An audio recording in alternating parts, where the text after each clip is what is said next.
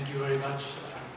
Thank all of you for being here, but I especially want to thank and congratulate TASC and the National Religious Campaign Against Torture for the idea of commemorating the International Day for Victims of Torture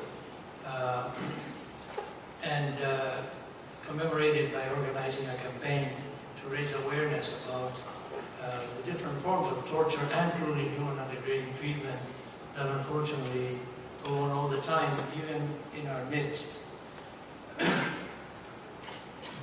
On this day of the International Day for the Victims of Torture, I want to reaffirm what I said when I first assumed the position of Special Rapporteur on Torture, and that is that my approach to the work of the rapporteurship is going to be victim-centered.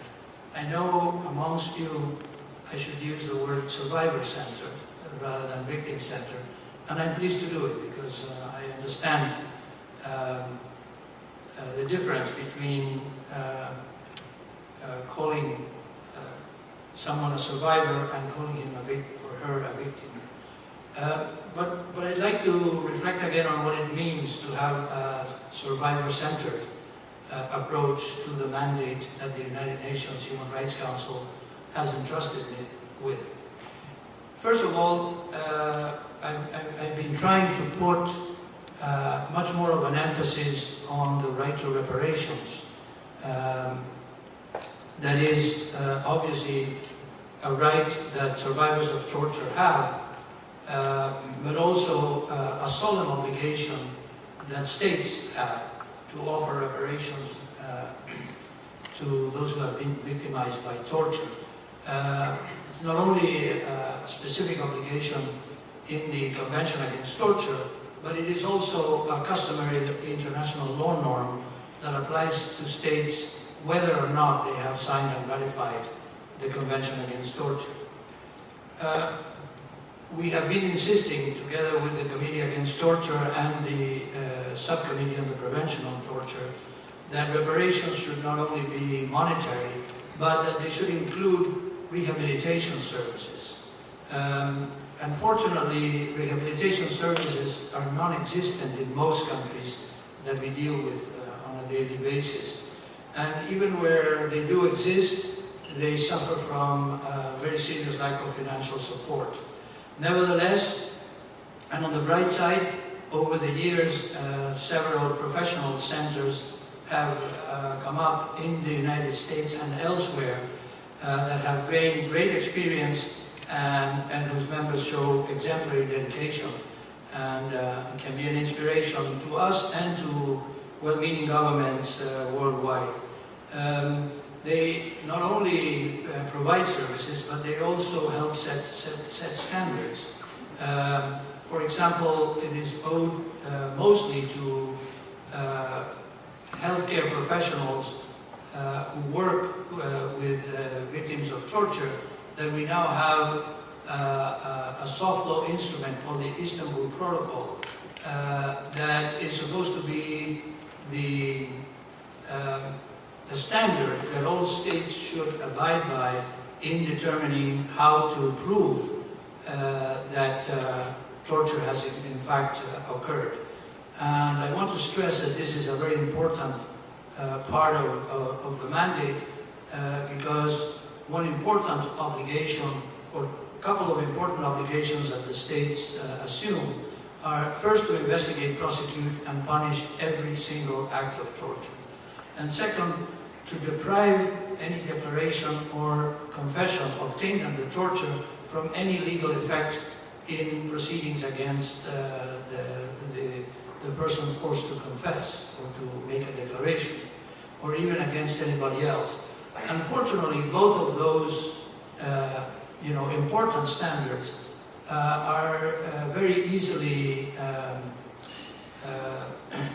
ignored in practice because states generally take the position that first you have to prove that somebody has been tortured, which of course is a bad faith interpretation. I mean, it's up to the state and the prosecutors to show that a confession has been obtained without violating the prohibition of torture. But in practice, unfortunately, it's very common that those two cardinal principles of the prohibition of torture are ignored by simply putting the burden on the victim to show that he or she has been tortured. So the protocol, the Istanbul Protocol, serves an important purpose, and it's important now to say that we owe it to all the many professionals who work in services, rehabilitation and other kinds of reparation services to the victims. I also want to note that the United Nations has had for some years now a voluntary fund for the victims of torture that does heroic work in assisting civil society organizations that themselves provide support services to victims and survivors of torture.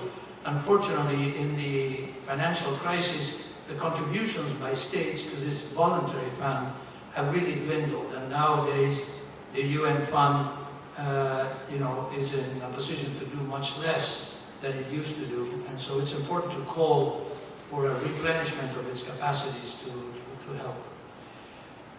But on the question of reparations, a survivor-centered approach insists also on the participation of and the consultation with the victims on the design and implementation of all reparations and rehabilitation services and programs.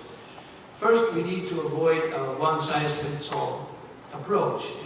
Every survivor of torture has a different problem, and it's important to serve each one of them in his or her own terms and in attention to his or her special needs.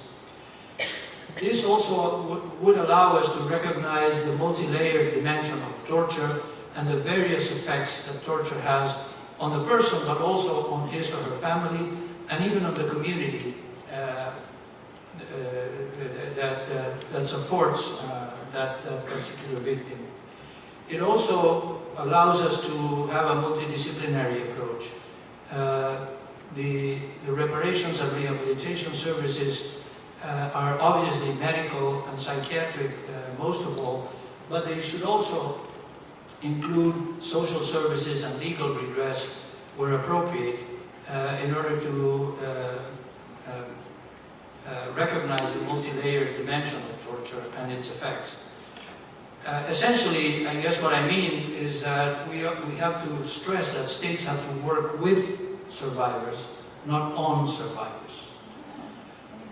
I think the victim participation is important also in accountability for torture. As I said, one of the major cardinal principles of the international law regarding torture is the obligation to investigate, prosecute, and punish every single act.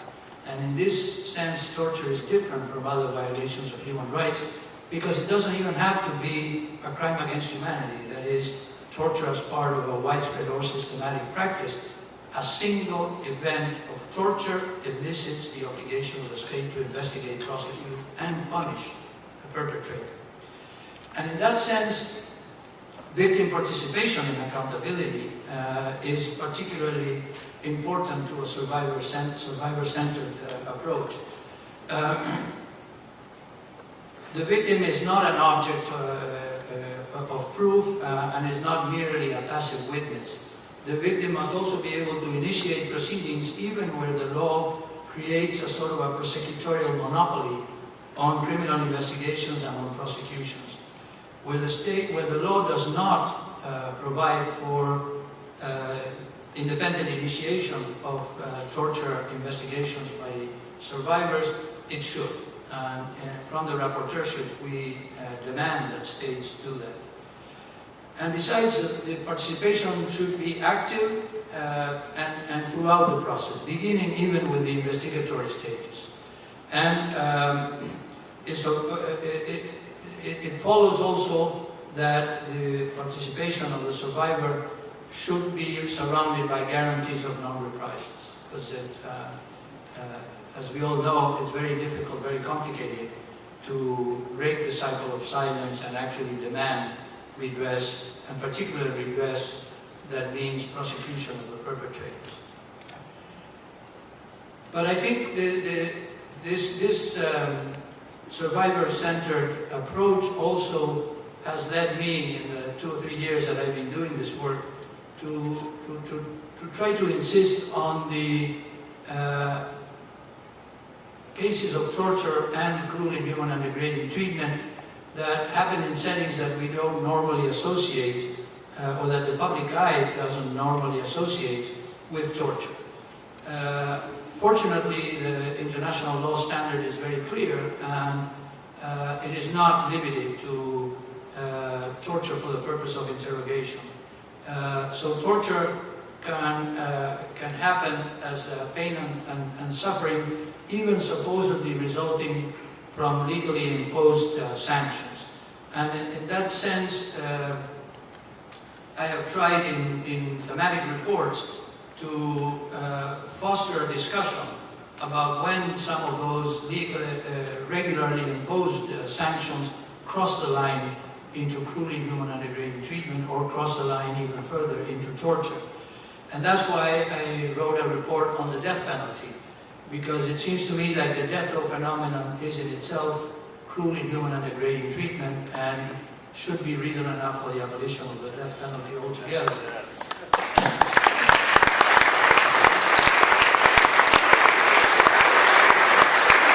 And also the methods of execution. By now, the human conscience has declared that some methods of execution are so beyond the pale that they shouldn't be applied even in regularly imposed death penalty cases where the state has retained the death penalty. So it seems to me like we should explore every method of execution, because I think we will find that there is no such thing as a painless form of execution, and that therefore it doesn't make sense to retain the death penalty because it's legally imposed, when in fact we are still using it in ways that cross the line into practices that are supposed to be absolutely prohibited, and absolutely prohibited under any and all circumstances. But I also think that in terms of regularly imposed penalties or sanctions, that's why we also work on solitary confinement. I found through my work that solitary confinement is being used more and more extensively and for different purposes in all the world. Fortunately, not in the numbers that unfortunately the United States is known for, but I think the United States experience with solitary confinement is spreading, and it's spreading to other countries that are beginning to think that because it happens behind closed doors, and because there's no physical proof of damage, then therefore the perpetrators get away with the notion that because it doesn't do those things, therefore it's not torture. But the prohibition on torture is very clear, that it applies not only to physical suffering, pain and suffering, but also to mental pain and suffering. So to the extent that spending 24 hours or even 22 or 23 hours looking at a wall creates a different way for the brain to operate, and that can have lasting effects, seems to me to be reason enough to call into question whether solitary confinement can ever be legitimate. And what's worse is that in the United States and in some other countries, it is used not so much as a sanction, but as a measure of prison administration, quote unquote, or in the form of administrative measures, which astoundingly leads some U.S. federal courts to say that in that case they don't, because it's administrative and not disciplinary, they don't need to look into whether due process has been observed.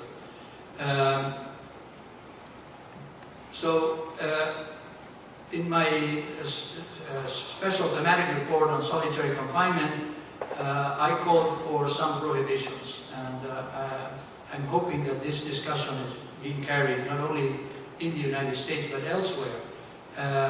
First, that we should abolish indefinite solitary confinement altogether, because it seems to me like just the anxiety not knowing when the ordeal is going to end adds to the pain and suffering in ways that don't need much proof. But I also think we should prohibit prolonged solitary confinement. And here we have a problem with what should be prolonged. But at the very least, and according to medical literature, psychiatric literature, after 15 days, the brain starts operating differently. And in some cases, the effect can be lasting. And just as, at least as for a conversational topic, I suggested that any period of more than 15 days in solitary confinement should be prohibited. But of course, the most important thing is to decide on what the limit is. Right now, there is no limit. There are literally states that have in their laws, in their books, the ability to put people in solitary confinement for months and for years at a time, or in periods, but repeating the periods, beginning, ending 3 months and starting the next day, the next 3 months. So it seems to me like we need to have a prohibition on prolonged solitary confinement. And of course, we should have a prohibition on solitary confinement even for a single day of juveniles and of anybody with a mental disability.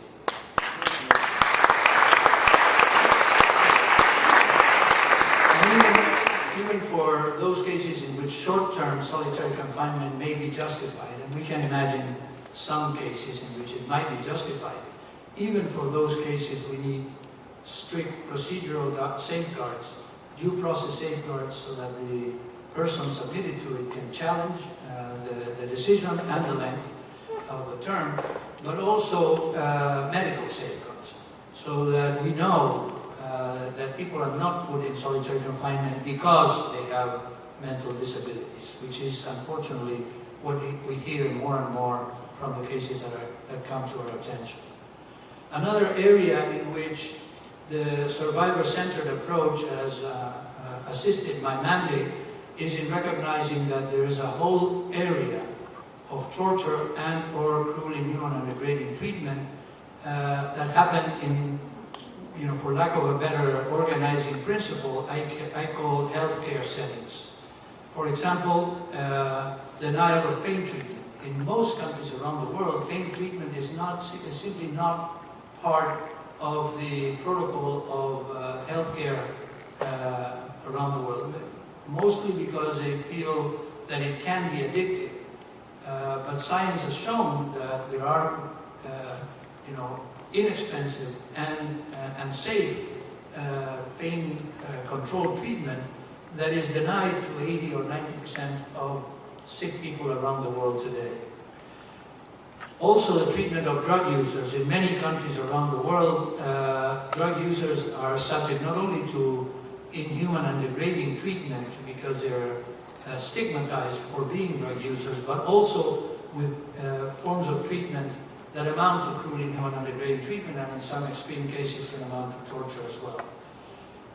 We included examples of discriminatory practices against LGBTI patients that are also stigmatized because of their condition as LGBTI, but also subjected to some unscientific and completely unsound procedures, some of them surgical, that amount, in my mind, certainly to cruel, inhuman, and degrading treatment, and even to torture. And the most controversial part of this is the forced interventions on mental patients. There may be some cases in which some forced intervention may be necessary, but around the world, what's happening is that states cling to some notions of guardianship and that basically deny the whole principle of informed consent and just basically allow somebody to make that informed consent on behalf of the mental patient, that it would include not only isolation and solitary confinement, but also forced interventions, including with medicines, without the participation and the consent, the informed consent of the victim. I'd like to finish just by saying that these are just some examples of how maybe it was a good instinct on my part to start my rapporteurship with a sense that we needed to have a survivor-centered approach. But I was lucky enough that that instinct has allowed me to learn so much from survivors and victims that I think have made my work worthwhile. So that's why I am particularly grateful to TASC and to the National Religious Coalition and to all the other sponsors for putting me in touch with survivors that have been not only a great source of knowledge for me, but also, quite frankly, a great source of inspiration. Thank you very much.